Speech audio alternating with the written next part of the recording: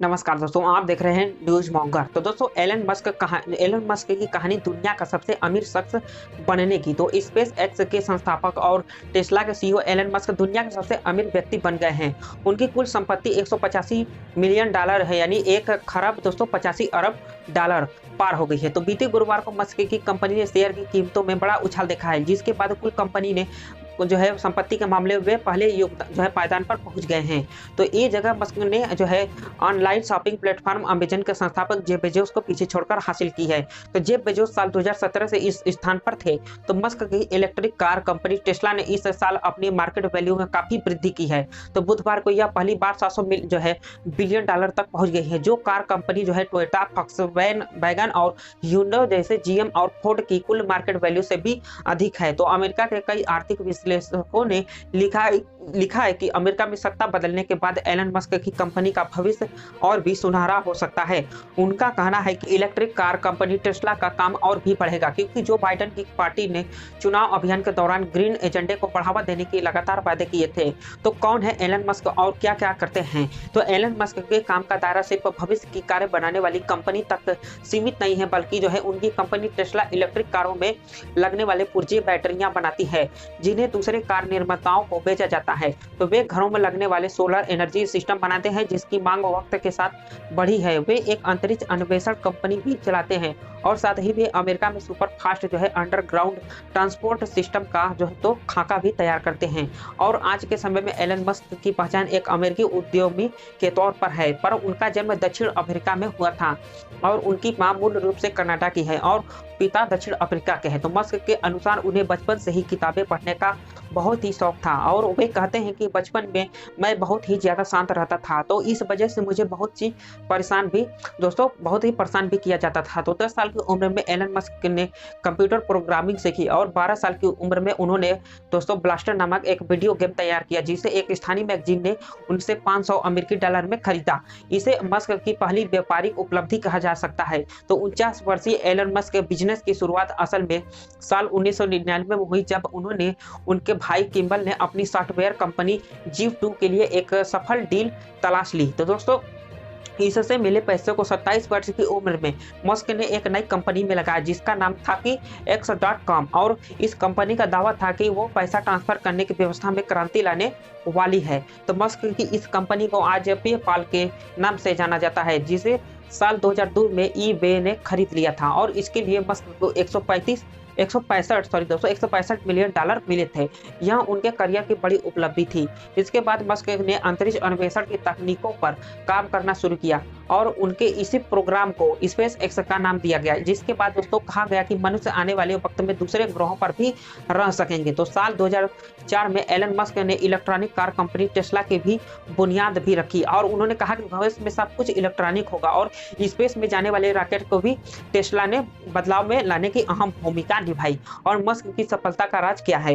तो दोस्तों, बीबीसी के संवाददाता जस्टिन रॉलेट ने एलन मस्क से एक साक्षात्कार के दौरान यह प्रश्न पूछा था कि आपकी सफलता का राज क्या है। और रॉलेट को इसका जो जवाब समझ में आया वो है एलन मस्क का बिजनेस के प्रति एटीट्यूड, यानी व्यापार और अपने काम को लेकर उनका अलग ही नजरिया।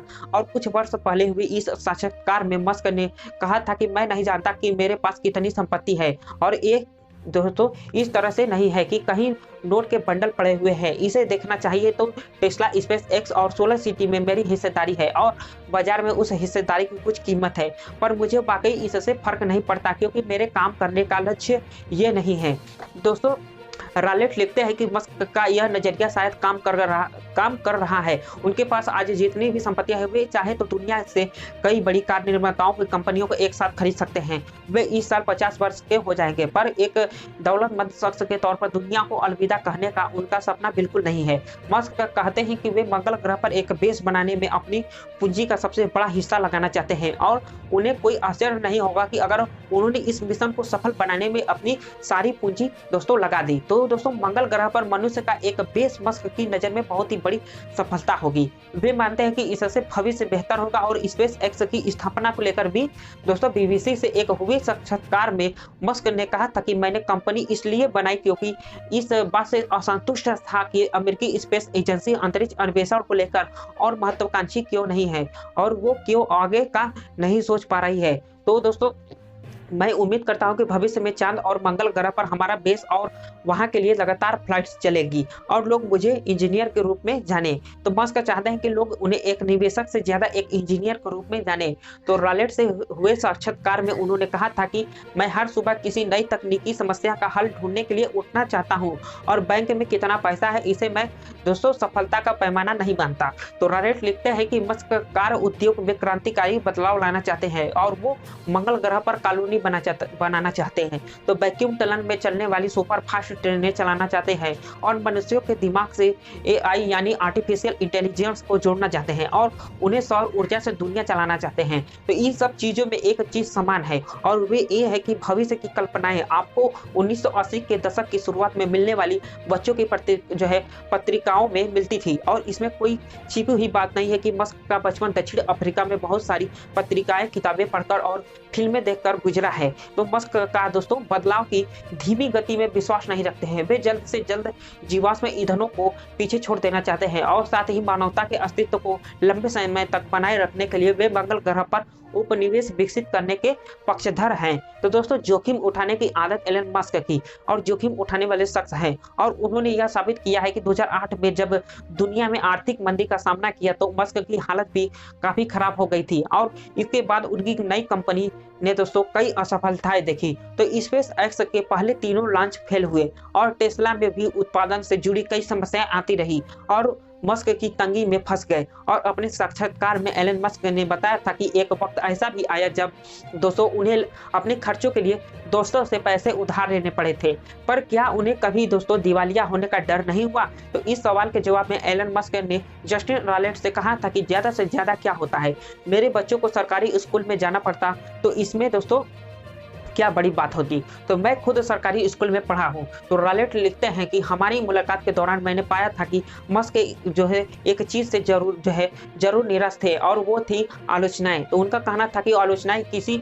आधार पर होनी चाहिए और पर यहाँ तक तो लोग खुले तौर पर टेस्ला के डूबने का इंतजार कर रहे हैं। हालांकि उन्होंने कहा है कि वे आलोचनाओं की वजह से अपने इरादों में कभी बदलाव नहीं करते। मस्क के अनुसार जब उन्होंने स्पेस एक्स और टेस्ला की नींव रखी थी तब उन्हें खुद विश्वास नहीं था कि वे इससे पैसा कमा सकेंगे। तो काम करने की लत एलन मस्क को करीब से जानने वाले कहते हैं कि उन्हें काम करने की लत है और टेस्ला मॉडल 3 को लेकर दोस्तों तैयार करते हैं। तो समय में उन्होंने कहा था कि वे हफ्ते में 120 घंटे काम करते हैं और उसमें दोस्तों उन्हें मजा आता है। तो कोरोना महामारी के दौरान जब सैन फ्रांसिस्को स्थित एक उनकी फैक्ट्री को बंद करना पड़ा तो लॉकडाउन के प्रतिबंधों के खिलाफ एलन मस्क खुलकर बोले और उन्होंने कहा जो लोग दोस्तों महामारी की हवा बना रहे और वे बेवकूफ है। उन्होंने घर में रहने के आदेशों को जबरदस्ती बताया और कहा कि कोविड लॉकडाउन दोस्तों संवैधानिक अधिकारों के खिलाफ है। महामारी के दौरान भी एलन मस्क के घर में बेटे का जन्म हुआ और इस मौके पर उन्होंने ट्विटर के जरिए दुनिया को बताया। उन्होंने बेटे का नाम दोस्तों XAE12 रखा है। तो कुछ लोग मानते हैं कि एलन मस्क के मन को पढ़ा नहीं जा सकता है और उनके व्यवहार का पूर्वानुमान मुश्किल है, लेकिन इसका दोस्तों उनके काम पर जरा भी असर नहीं दिखता है। बतौर उद्यमी वे एक दूरदर्शी इंसान है। तो सितंबर 2020 में उन्होंने कहा है कि जल्द ही उनकी कंपनी की सभी कारें सेल्फ ड्राइविंग वाली होंगी। वे अगले 3 वर्षों में सस्ती इलेक्ट्रिक कारें लाने का भी इरादा रखते हैं। तो दोस्तों आज के लिए बस इतना ही, मिलते हैं फिर किसी नेक्स्ट वीडियो में। अगर आपको यह वीडियो अच्छा लगा तो वीडियो को एक लाइक कर दें, चैनल पर नए तो चैनल को सब्सक्राइब कर दें, बेल आइकन को प्रेस कर दें, या वीडियो को ज़्यादा से ज़्यादा शेयर कर दें। धन्यवाद।